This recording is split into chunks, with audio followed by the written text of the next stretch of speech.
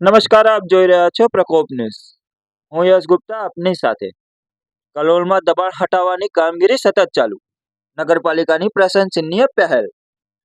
કલોલ શહેરમાં ગેરકાયદેસર દબાણ દૂર કરવાની ઝુંબેશ હવે ચાલુ છે.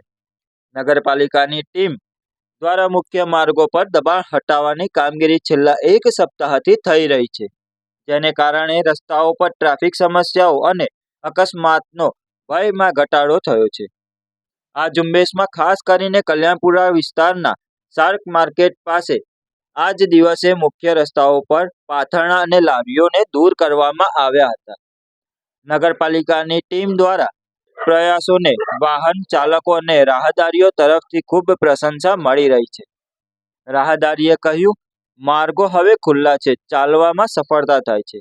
અમે નગરપાલિકા પાસે માંગ કરીએ છીએ કે આ પ્રકારની કામગીરી નિયમિત થાય, પરંતુ આ કામગીરીને કારણે પાથરણા અને લારીઓવાળાઓમાં ભારે આક્રોશ જોવા મળ્યો છે, કારણ કે તેમની રોજગારી પર અસર પડી છે.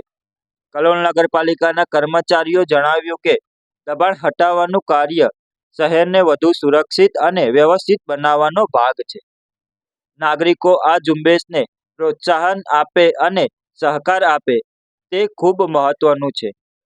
દબાણ દૂર કરો, સલામત શહેર બનાવો. કેમેરામેન યશ ગુપ્તા, પ્રકોપ ન્યૂઝ સાથે.